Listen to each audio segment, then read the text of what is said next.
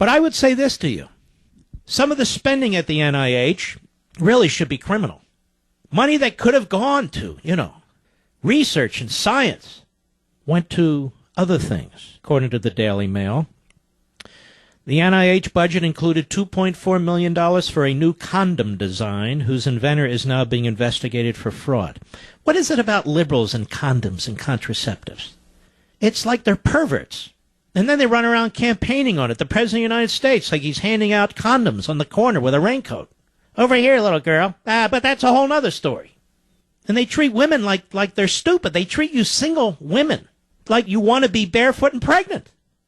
Oh, they keep telling, we're going to get your contraceptives. Don't you know how to get them? Do you really need Obama to do it? Anyway, $2.4 million for a new condom design whose inventor is now being investigated for fraud. How many lives might that have saved, but for the NIH's waste, fraud, and abuse? Another $939,000 taught scientists that male fruit flies prefer younger females.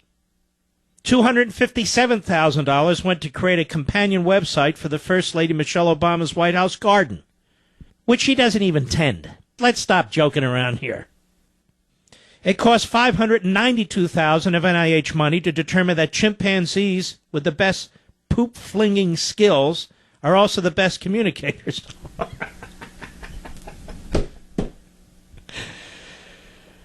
Chimpanzees with the best poop-flinging skills are also the best communicators.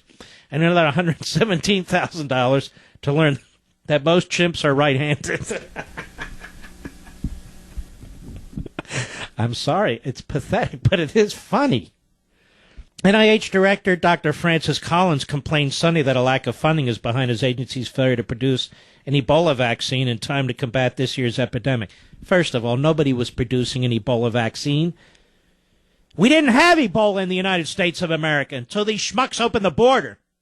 I would like to know the name of the person that would have been working on the Ebola vaccine, sat there, all of a sudden they don't have the money and say, oh, like a V8 popping their head. Oh, where's the money for the Ebola vaccine? Well, we gave it to the chimpanzees. We want to know why they keep poop flinging. Can you imagine the guy that puts in for that grant and then gets the money? He puts it in. It's a joke. Okay, I need $592,000. Not $591, $592,000. So I can figure out if chimpanzees with the best poop-flinging skills are also the best communicators. Well, I know they are. Look at Chris Matthews. He's a great poop-flinger. He's got things running up and down his legs, in his pants, down his shirt, through his ears, spittle coming out of his mouth. And yet he's not a great communicator. I take that back. I didn't even need $592,000 to figure that out. And then $117,000 to learn that most chimps are right-handed.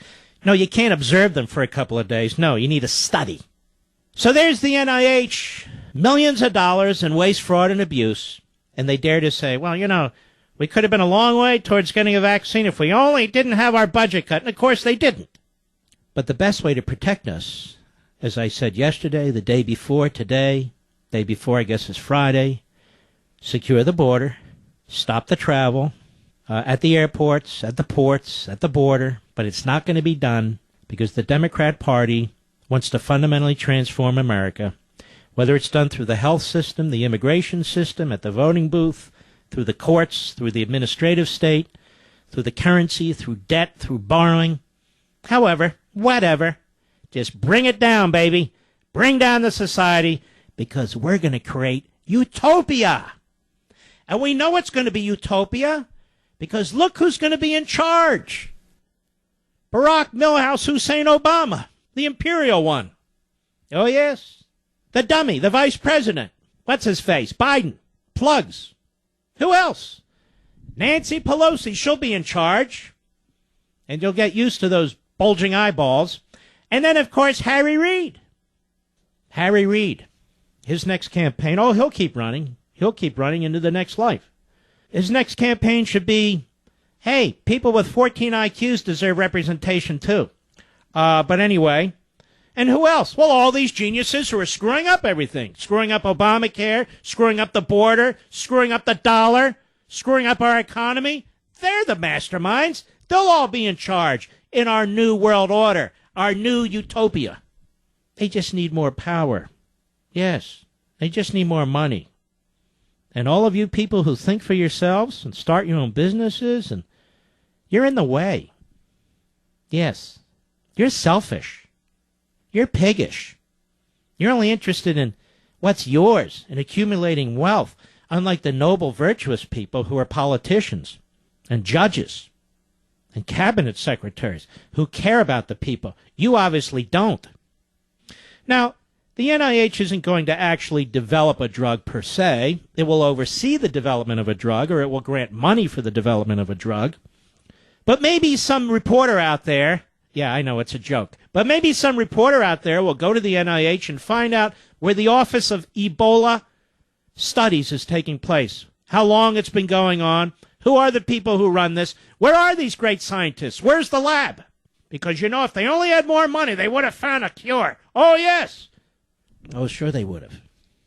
Now, these condoms, these new condom design, they're called origami condoms.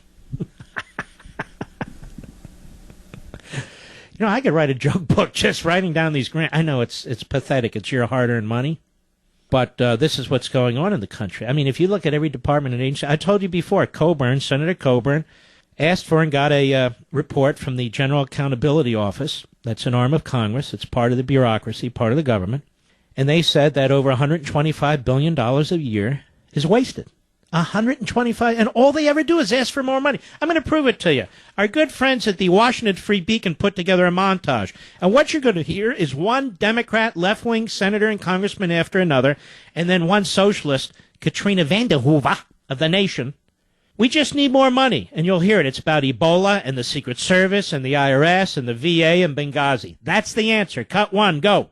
You know, all those folks in Washington who thought sequestration, the indiscriminate across-the-board cuts, was a good idea, I think should rethink that. Stop. That moron is a senator from Pennsylvania. He goes by the name of Bob Casey, if that is his name. Oh, these people, sequestration. Of course, it was Obama's idea, his proposal, and the Republicans voted for it. I'm not against it, except that they took it mostly out of the military. I don't know what this has to do with Ebola either, neither does he, but he's one of the 14 IQ crowd. Start over, please. Montage, cut one, go.